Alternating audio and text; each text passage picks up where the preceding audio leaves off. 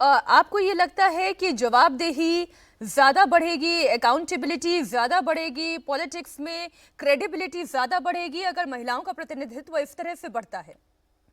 नहीं, मैं क्रेडिबिलिटी से ज्यादा मैं मानती हूँ कि महिलाओं की आवाज होना बहुत इंपॉर्टेंट है। आप देख रही हैं कि महिला वोट बैंक कितनी इंपॉर्टेंट बन चुकी है हर राजनीतिक पक्ष के लिए। जो भी पॉलिसी इनिशिएटिव्स आ रहे हैं टारगेटेड टुवर्ड्स वुमेन, तो वो जानते हैं कि अभी जैसे हाल ही में चुनाव हुआ, 90% महिलाएं वोट करने आई हैं। साथ ही साथ 50% आबादी है और हमारा रिप्रेजेंटेशन सिर्फ 14% हो पार्लियामेंट में। ये कितना शर्मनाक बात है। यानी जब पहला पार्लियामेंट हुआ था, इलेक्शन हुए थे, तो 5% था। होते होते सिर्फ इतने 7 दशकों में सिर्फ इतना ही है, 14%।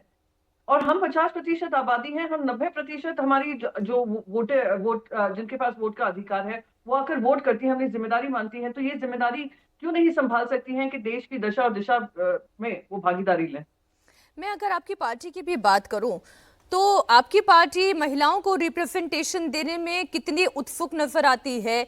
इस बिल को लेकर आपकी पार्टी का स्टैंड क्या रहा है? कि हमारी पार्टी ने तो हमेशा ही कहा है कि हम लोग महिलाओं के साथ खड़े हैं। महिलाओं की भागीदारी बढ़ाने के लिए हमने सबने उसके लिए वोट किया था।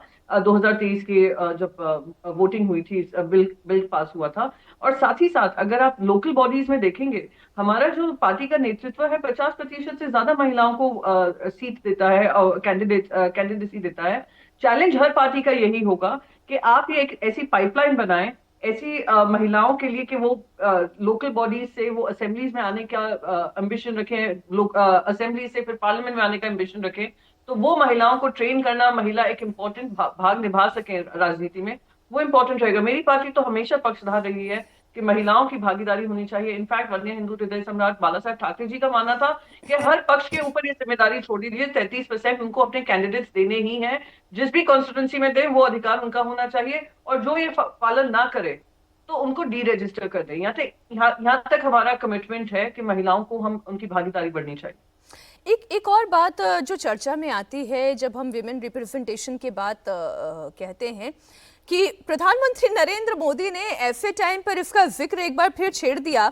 ऐसे टाइम पर ये स्पेशल सेशन बुला लिया गया जब हम जानते हैं कि चुनाव चल रहा है। चुनाव को लेकर बातें भी चल रही हैं, प्रचार भी चल रहा है, और पश्चिम बंगाल, वहां तो खुद महिला मुख्यमंत्री है और महिलाओं के लिए कितने सारे लुभावने वादे हर पॉलिटिकल पार्टी ने किए। उसमें ये मैं नहीं कह सकती कि केवल टीएमसी कर रही है या बीजेपी कर रही है, कांग्रेस भी कर रही है, बाकी पार्टीज भी कर रही है।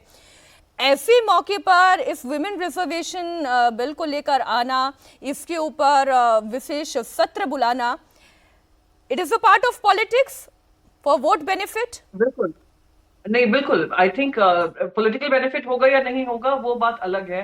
पर एक दो इलेक्शन के बीचों बीच एक तमिलनाडु है और एक वेस्ट बंगाल है, दोनों में ही ऑपोजिशन पार्टीज हैं जो भारतीय जनता पार्टी के साथ नहीं है। उनके उनसे वो उनके विपक्ष में खड़ी हैं। तो उस समय पर एमपी से कहना कि अपनी कैंपेनिंग की जिम्मेदारी छोड़कर 3 दिन के लिए पार्लियामेंट में आइए, ये कहाँ तक सही था। मैं मानती थी कि आप 29 की बात कर सकते थे, तो वो जो स्पिरिट था सभी का यही होता कि जो यूनानिमिटी थी और बायपार्टिसनशिप था वो रहता। पर आपने सत्र तो एक तो बीचों बीच शुरू किया। आपने ना ही किसी को साथ में ऑल पार्टी मीटिंग लेकर आपने बताया कि क्या रूपरेखा होगी, किस तरीके से डिलिमिटेशन होगा। हम सब जानते थे डिलिमिटेशन से जुड़ा है, हम सब जानते थे सेंसस से जुड़ा हुआ है। तो इतनी सीक्रेसी रखकर फिर अचानक से डेट की घोषणा करना, ये मन में फिर से वो ट्रस्ट डेफिसिट लाने की बात है। ट्रस्ट डेफिसिट और बढ़ता है। ये सबको साथ में लेकर राय मशवरा कर अगर ले आते तो that would have been a positive impact, and महिलाओं को भी